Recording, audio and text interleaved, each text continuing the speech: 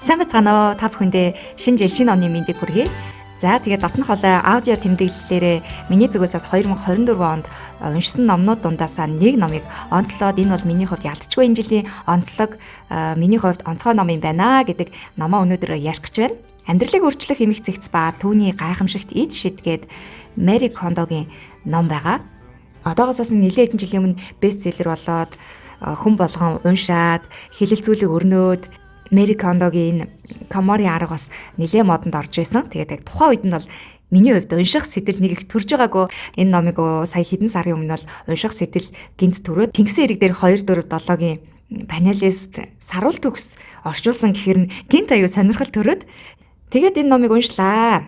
Тэгсэн чинь бүр миний бодож яснаас төсөөлж яснаас огт бүр үнэхээр амьдралд юу хамгийн хэрэгцээтэй юм бэ? Тэр хэрэгцээтэй зүйл дээрээ л төвлөрч бай. Тэр нандан гэж бодсон тэр зүйлсээ олж харъя.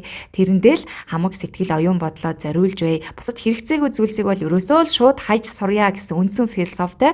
Тэр философи нь бол ерөөхдөө гол хийж байгаа зүйл нь бол одоо гэр орноо эмхлэх ч юм уу те хувцс хонороо хэрэггүй эзүүлсээс салах дээр тулгуурлаад мөн амьдралын бас найз нөхдийн ч юм уу те эргэн тойрныхоо хайртай хүмүүсээ надад илүү сэтгэл гаргадаг намайг гэдэг хүмүүсийгээ илүү олж харж харин одоо худлаа завсарддаг ч юм уу те илүү тийм токсик харилцаатай тийм найз нөхдөөөсөө бол зүгээр хурдхан харилцаагаа тасалж өөрийгөө гэдэг өөртөө дотн байдаг тэр хүмүүстэй л илүү төвлөрье гэсэн тийм үндсэн цаад санаа нь байсан юм байна гэдгийг сая л ухаж ойлголоо. Тэгээд энэ ном бол ялцчгүй миний хувьд энэ жилийн маань хамгийн бестселлер, хамгийн онцлог миний ширээний ном маань байлаа гэдэг үднээс өнөөдөр энэ номоо ярих гад ингэ сууж байна. За тэгээд номны маань эхлэл бол хичнээн цэгцлээд ч цэгцрэхгүй байгаагийн учир юу вэ гэд ерөөхдөө гэр орноо цэвэрлэхтэр төвлөрч бичигдсэн байгаа. Жишээлбэл миний хувьд гоо сайхны ширээг нэг бараг 14 хоногтой юм 20 хоногтой нэг цэвэрлдэг баг. Тэгээд тэр бол яг 20 хоногийн дараа яг нэг ажлаа дахиж хийгээл. За тэгээд яг сайхан энд тэнд нь оруулчлаа. Энд нь уруулын будгаа хийчлээ. Энэ хэсэгт нь энэ хэрэглэхгүй байгаа юмнуудаа ингээ хийчихье гэл. Тэгэл бүгдийн сайхан цэгцлэхийн 20 хоногийн дараа дахиад яг л нөгөө ажлаа хийдэг. Гэх мэтчлээ эзэгтэй нарын хувьд бол өдөр болгон эсвэл одоо ингээд тодорхой ойрхон давтамжтай яг л нэг зүйлээ хийгээд идэг.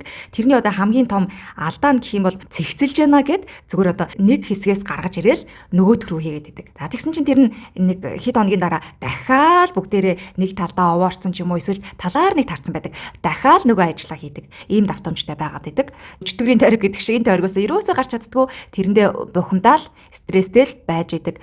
Энэ бол зүгээр л нүд хуурс аргыг бид нар өдөр болгон өдөр тутамдаа хийгээд байна.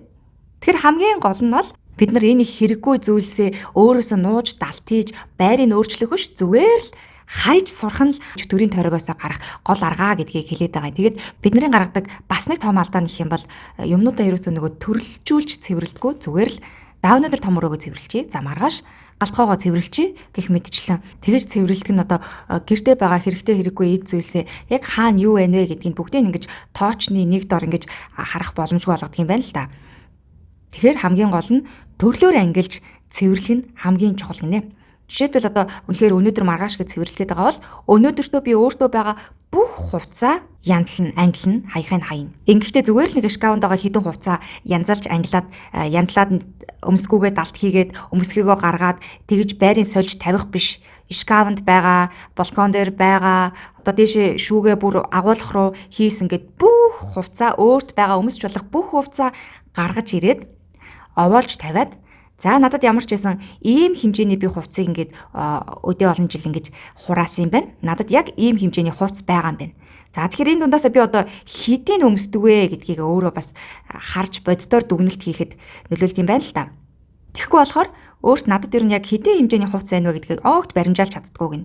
Нэг хэсэг зарим хувцаа ингээд далтыгаа бүр мартцсан эсвэл ингээд өөр тийшээ хийцэн тэгээ зөвхөн одоо яг нүдэнд харагдаж байгаа нэг шкафанд байгаа баг энэ хэд хувцаараа л баг өөрийгөө төсөөлөд идэг. Гэтэл цаана нь агуулгах шүүгэнд нь зөндөө маш их өмсдөггүй их хувцснууд ингээд шал тэмээ ингээд зай тал байзлээл тэгээ хураагдаад байгаад идэг болж байгаа юм. За тэгээд бүх хувцаа овоолоод хувцсан овоохоо үүсгэчлээ. Хэдийн хэрэг хувцтай гэдгийг мэдээд авчлаа. Одоо яаж ангилах вэ гэхээр дараалал нь бол хаях хоёрдугаарх нь үлдсэн зүйлстэй байршил оноож өгөх гэж байгаа. Миний хувьд бол бас хэдэн сарын өмнө номоо уншиж дуусаад шууд онгод ороод бүх хувцснуудаа гаргаж тавиад өстой нөгөө хувцсан овоохоо үүсгэж хагаад бүгдийг ялгаж тавиад ер нь бол баг хувцсныхаа 60-70% ер нь өмсдөггүй байсан юм байна гэдгээ ойлгосон. Тэгээд огт өмсгүү гэсэн хувцснуудаа бүгдийг ялгаад нийтдээ баг нэг 8-9 тор хог гаргаж хайсан. Зуны хувцс гэх хувцс ер нь бол баг 3-4 хувцс үлдсэн. Тэгээд яагаад би ч удаа ийм зуны хувцсгүй юм бэ гэд бодсон ч ерөөсөө нөгөө нийтдээ л айгүй их л хувцастай юм шиг л байгаад идэг. Тэгээ айгүй хувцастай болохоор баг нэмж хувц авдаггүй. За ийм хувц авах чи би одоо яаж авах вэ гэд байдаг. Тэгсэн чинь яг үнийн хэрэг дээрээ надад өмсдөг. Тэгээд дээрэс нь яг би миний сонирхлыг төрүүлдэг, өмсмөр санагддаг ч гэх юм уу, хуучирч муудаагүй тийм өмсчгөөр тийм зуны хувц угаасаа надад байхгүй байсан юм билээ. Ихэнх нь одоо хуучирч муудцсан, өмсгөөрг болоо сэмэрцэн, бөөсөрцөн ч юм уу. За эсвэл одоо энэ бол угаасаа л миний загвар биш, би энийг өмсөхгүй гэж бодоо шийдсэн. Тийм хувцснуудаар ерөөсөн миний шүүгээ дүүрсэн. Тэрийгэ мэдгүй би ийм хувцтай ажууд яаж хувц авах вэ гэд тэгээ ерөөсөө бараг зуны хувцсгүй л яваад исэн бэлээ. Тэрийг ойлгосон. За одоо хамгийн гол зүйл бол ямар шалгуураар хаях вэ гэдэг дээр нэг хэсэг 55 дугаар хуудаснаас нэг хэсгийг би уншаад өгье гэж бодлоо. Эд юмстаа хурж үзээд сэтгэлээ сонсох арга буюу эд юмсаа нэг бүрчлэн гартаа барьж үзэх үед сэтгэлийг тань догдлуулж оч үсрэх мэт мэдрэмж төрүүлж байвал тэр зүйлээ өөртөө үлдээгээд харин сэтгэлийг тань хөдлөхгүй байгаа юмсыг хайж болно. Энэ бол хамгийн хялбар бөгөөд бодит үр дүнтэй арга. Энэ аргыг унших төдийд ойлгоход бэрх тул ойшоохгүй хүмүүс ч байж болох юм. Хамгийн чухал нь заавал өөрийн гараар хурж үзэх хэрэгтэй.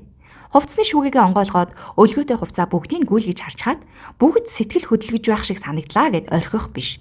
Хувцас нэг бүрийг шүүгэнээсээ гарган гартаа тэмтэрч үзэх ёстой.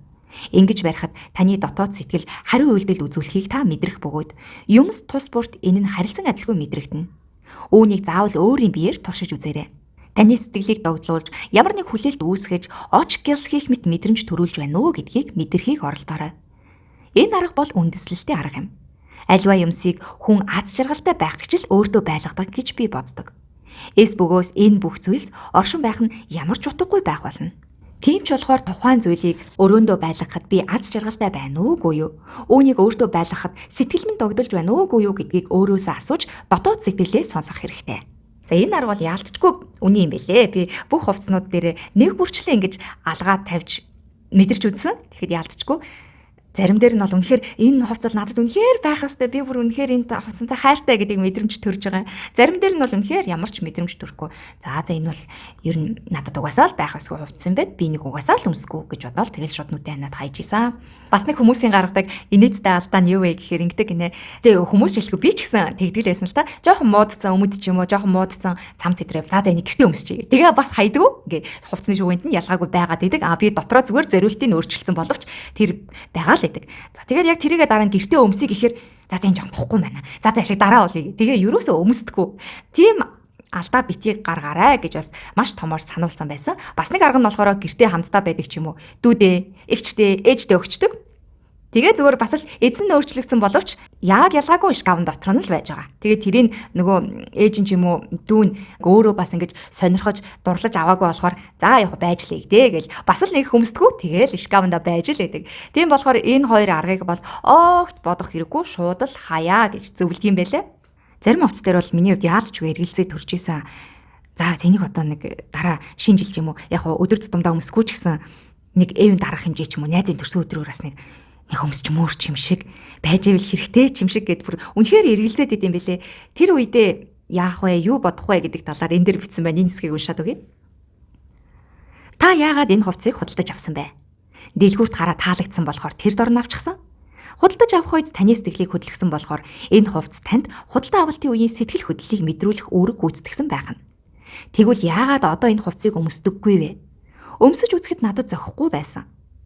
Түүний дараа та дахин ижил загварын хувцс худалдан авахаа байсан бол энэ хувцс танд тийм төрлийн хувцс зохидгүй гэдгийг ойлгуулах чухал үүргийг гүйцэтгэжээ. Ингээд бодохоор таны хувьд энэ хувцс хэдийн үүргийг гүйцэтгэж дууссан байх нь.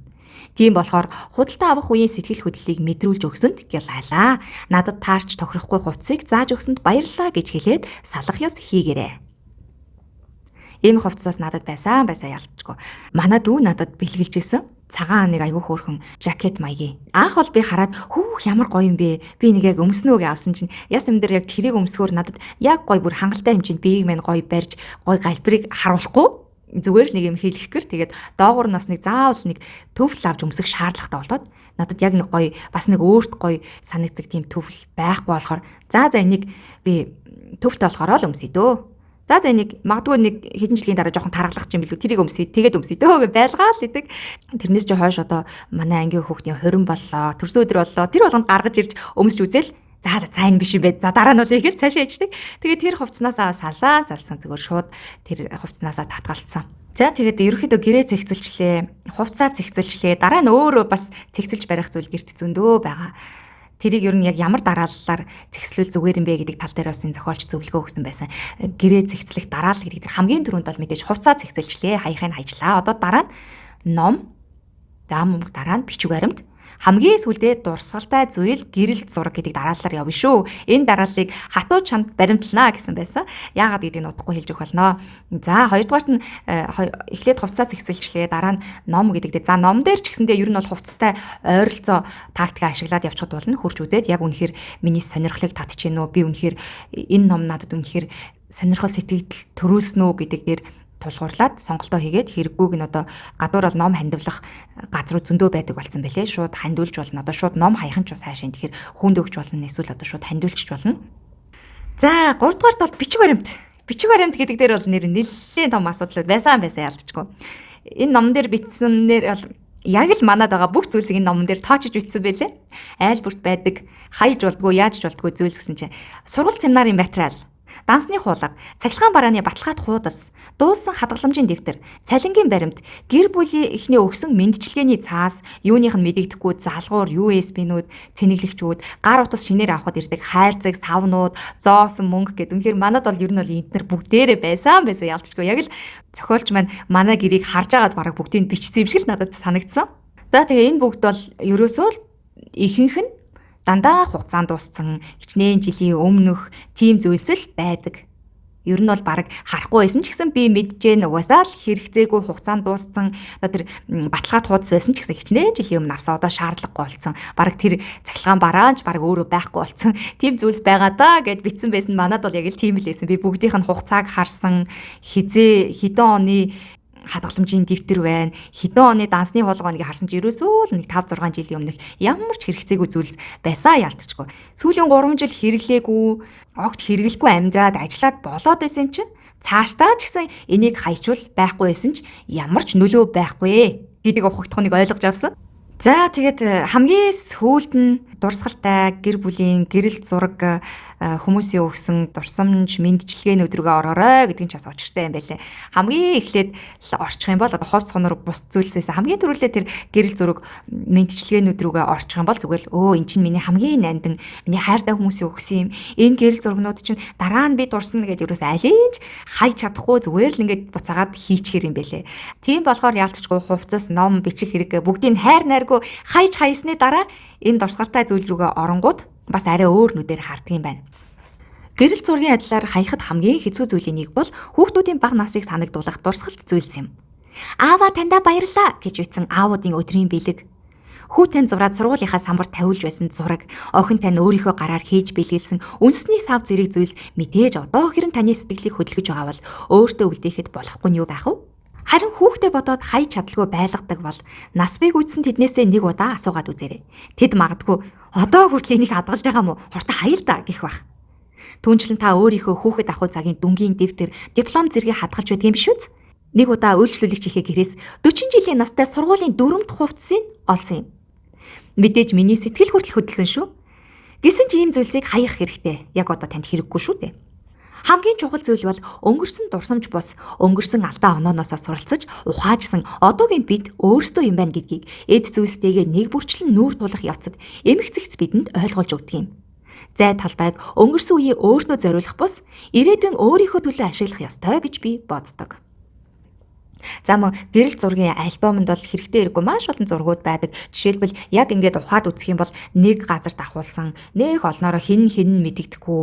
Тэр бол хэрэгтэй хэрэггүй зургуудаа бүх зургаа нэгд нэгэнгүй үзэж, шалгаж хэрэггүйнүүдээ бүгдийг хаяа. Эднэр чинь бол ингэж хуримтлагдаал ах юм бол цаашид бүр том хайрцаг зураг болно. Дараа нь тэгээд тэр том хайрцаг зургаа одоо яах вэ гэд нэг том зай эзлээд идэг. Тэгээ бас яах вэ гэдэг толгойн өвчин л болно. Тийм болохоор хэрэггүйг нь яг одоо баг дээр нь хаяа. За тэгээд энэ олон эд зүйлс хувцс хунар хог навчнаас салсны дараа миний хувьд лав нэг сайхан уужраад ирсэн. Тэгээд зөвхөн энэ ном бол хувцас хунар эд зүйлс дээр тулгуурлаагүй. Хүн өөрийнхөө эргэн тойронд хайртай хүмүүстэй ч гэсэндээ ингэж анхаарал хандуулах шаардлагатай гэдгийг ойлгуулж өгсөн. Ягаад тэгэхээр миний хувьд энэ номыг уншсны дараа бас ингээд өөрт таагүй сэтгэл олон жилийн турш төрүүлээд яваад байсан нэг тийм токсик харилцаатай уулзаад салсны дараа нэг тийм таагүй мэдрэмж ингээд төрөөл байдаг, бухимдаад байдаг. Олон жил нөхрөлсөн найзаа ч гэсэн амьдралаас одоо холдуулсан. Энэ бол миний хувьд бас л маш том зориг байсан. Магадгүй би энэ номыг уншаагүй байсан бол зүгээр мэдгүй одоо өөртөө одоо хэцүү байгааг мэдгүй энэ хүн маань надад ингээд дарамт учруулад байна. Энэ хүнтэй уулзсны дараа надад хэцүү байгаа юм байна гэдгээч ойлгохгүй ингээд яваад байх байсан баг. Гэтэл одоо энэ номыг уншсны дараа бүх хэрэгтэй хэрэггүй зүйлсээсээ салсны дараа нүд маань нээгдэж за ер нь энэ хүнтэй ингээд харилцаад ингээд өөрийгөө заваагаад ах ер нь ямар шаардлага байна. Энэ бол айн биш заяа биш би ганц л амьдрна. Би өөрийнхөө хайртай намаа гэдэг надад чин сэтгэлээ зориулдаг үнэнч байдаг тийм хүмүүсээрээ л өөрийгөө тойруулах ёстой байтал би яагаад ингэж өөрийгөө ингэж зовоогоод энэ хүнтэй харилцаад байгаад байгаа юм болоо гэж бодоод нэг л өдөр шийдээд шууд харилцаагаа тасалсан байдаг юм аа. За тэгээд шууд ингэж олон жил бодож явж байгаад хэцүү байжгаад шууд харилцаагаа тасалсан чинь надад нэх гой амар амгалан нэх гой чөлөөтэй байдал мэдрэгдсэн. Тэгэхээр бол энэ ном бол надад яалтчгүй маш том зоригийг, маш томор нүдэ нээхийг, маш олон зүйлийг сануулж ойлгуулж өгсөн. Ер нь л бид нар нэг л амьдрын штэ. Нэг л амьдрахтаа эргэн тойрондоо хамгийн дотн гэр орондоо зөвхөн өөрийн дуртай, хайртай, сайхан мэдрэмж авдаг тийм зүйлсээрээ л хүрээлүүлж явах нь одоо аз жаргал штэ.